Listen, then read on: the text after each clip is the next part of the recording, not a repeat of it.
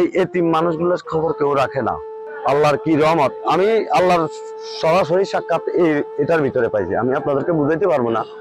আমি 100 লোক খাওয়ানোর নিয়ত করার পরে আজকে 1000 লোক খাইছে। ভালো পথে থাকলে, ভালো কাজ করলে আল্লাহর যে খাস রহমত একটা মানুষের প্রতি আসে, আমি এটাতে কিন্তু তার প্রমাণ। তো এটা একটা মহৎ উদ্যোগ। আসলে এতিমদেরকে খাওয়ানো, এতিমদের সেবা করা, এটা কোরআন হাদিসে আল্লাহ তাআলা বলেছেন।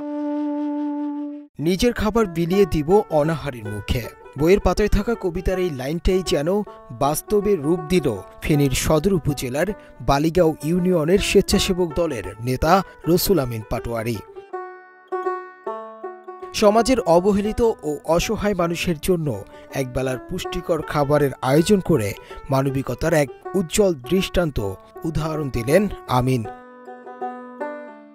শনিবার মানবতার ফেরিওয়ালা আমিনের আমন্ত্রণে আসেন বিভিন্ন মাদ্রাসা ও এতিমখানার প্রায় 1200 এতিম শিশুদের পাশাপাশি শিক্ষক ও আলেম ওলামা।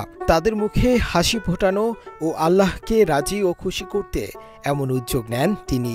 আমি প্রিয় নবীর কিছু বন্ধু এতিম মেহমানকে দাওয়াত দিয়েছি।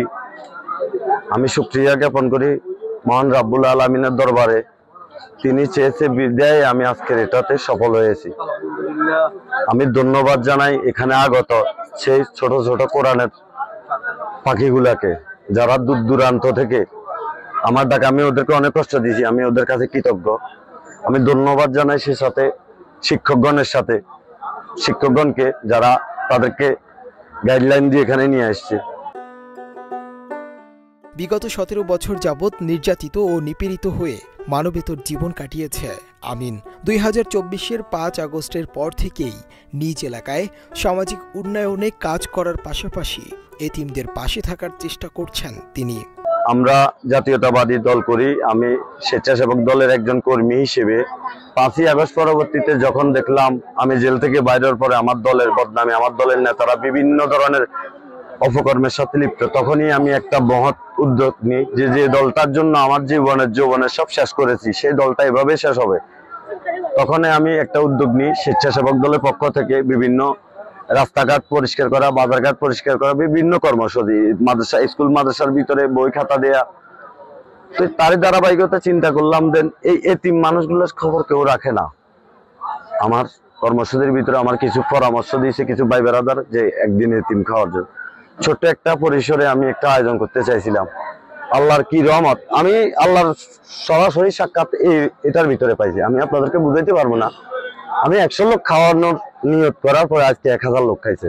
রসুল আমিনকে আমি আমার অন্তঃস্থল থেকে ধন্যবাদ জানাই, এবং কি এই এতিমদেরকে নিয়ে, শিশুদেরকে নিয়ে, তলবে আলেম, শিক্ষার্থী, কোরআনের ফাঁকিগুলাকে নিয়ে যে প্রোগ্রাম করেছে, আল্লাহ যেন তাকে এই উসিলায় তার জীবনকে সুন্দর এবং সার্থক করে তুলুক এবং তার ভবিষ্যৎ যেন উজ্জ্বল হয়, এই জন্য আমি তার জন্য দোয়া করি। মাত্র 30% টাকায় জমির মালিক হয়ে নতুন বাংলাদেশের গড়ে তোলার স্বপ্ন দেখা বাংলা বসতি।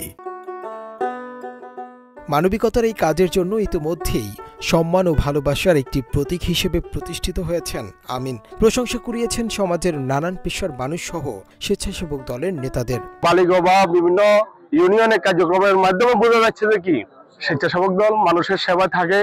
মানুষের দুর্দিনে, দেশের যে কোনো দুর্যোগে স্বেচ্ছাসেবক দল এগিয়ে থাকবে, এগিয়ে ভবিষ্যতেও থাকবে। আর বিশেষ করে বালিগাঁওতে আমি ইতিপূর্বে রসুল আমিনের নেতৃত্বে স্বেচ্ছাসেবক দলের টিম নিয়ে যে কার্যক্রম করেছে আমি পরিদর্শন করেছি। আমি তার কার্যক্রমে অত্যন্ত খুশি। ও নিজ উদ্যোগেই বালিগাঁও ইউনিয়নের অনেকগুলা এতিমখানা মাদ্রাসা আছে, এতিমখানা মাদ্রাসার ছাত্রদেরকে আজকে ওর ইচ্ছা হয়েছে যে একবেলা বড়িগ্রস্ত হবে এবং খাওয়াবেন। তো সেই দৃষ্টিকোণ থেকে আসলে এটা খুব ভালো উদ্যোগ। এতিমরা আসলে আমাদের সকলেরই অংশ।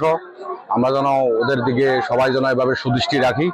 এতিমদের তো আসলে মা বাবা নাই, তাদের প্রতি সুদৃষ্টি রাখা বা তাদের প্রতি আমাদের সবার সিম্পেথির প্রয়োজন আছে। তো এটা একটা মহৎ উদ্যোগ। এটা আমি আমার ফেনী জেলা স্বেচ্ছাসেবক দলের পক্ষ থেকে আমি ধন্যবাদ জানাই রসুল আমিনকে। এটা অনেক বিত্তশালী কিন্তু এত বড় আয়োজনগুলি করতে পারে না, যেটা রসুল আমিন করে দেখিয়ে দিয়েছে।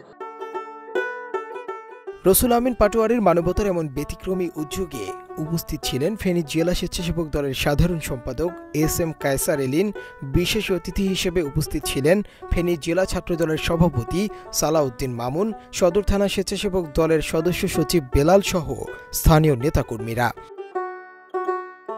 তার এই ব্যতিক্রমী মানবিক চর্চা সমাজে ইতিবাচক বার্তা দিবে বলে আশা স্থানীয়দের। মুনতাসির তাসরিফ, বাংলা এডিশন।